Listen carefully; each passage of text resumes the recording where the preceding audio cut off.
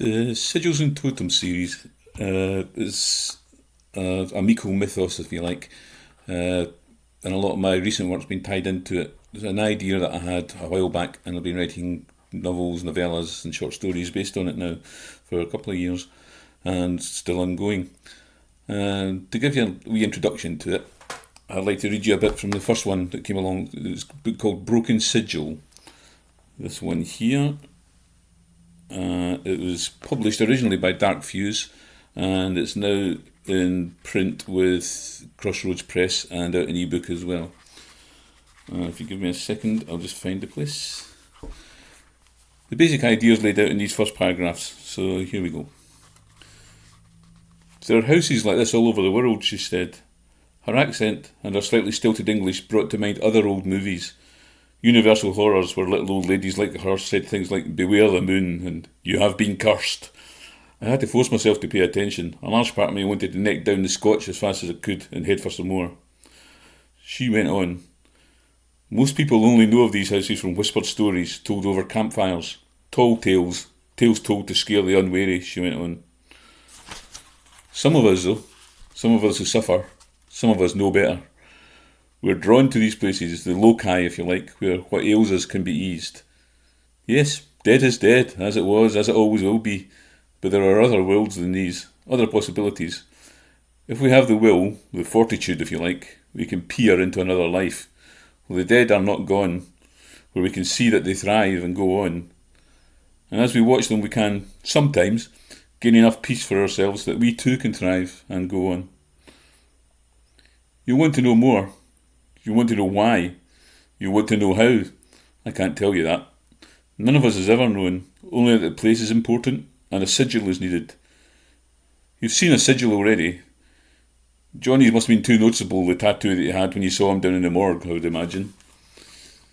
You'll also want to know about Johnny, the why, the how, and that I can tell you. You already know how it started for him. Your wife's Brenda's death hit him hard, and he blamed himself for it. He also knew that he blamed him, and he couldn't cope, he could barely cope. He struggled for a while to hold himself together, and then he was brought here, drawn here. He didn't know that at first, of course. No one knows at first.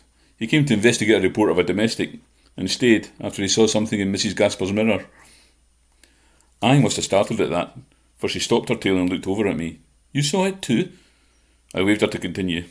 I wasn't ready to admit yet what I'd seen.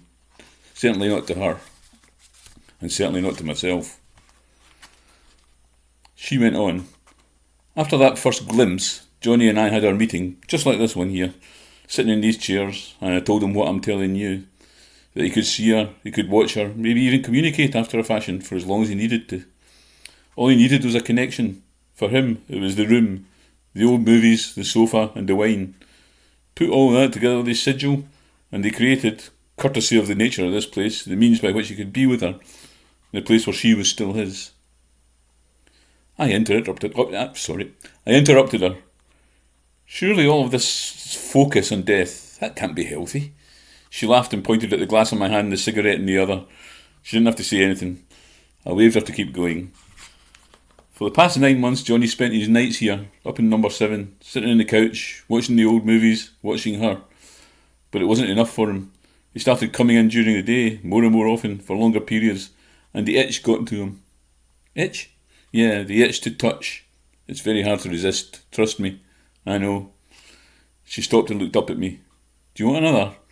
I looked down and realised I'd finished the scotch. Better not. I'm supposed to be working. She smiled sadly at that, as if she knew something I didn't, then went back to her story. It's one of the rules. Again, no one knows how or why, but we can't touch. This place doesn't allow it. Touching changes everything, for everyone. But the form that the change takes is different from person to person. With Johnny, poor lad, it drove him mad. He thought he was in one of the films, actually inside the movie, living the plot, shooting bad guys, saving dames and mouth-offing to the brass. The first sign I had of trouble was the sound of him going out the main door, when I heard the young officer shouting.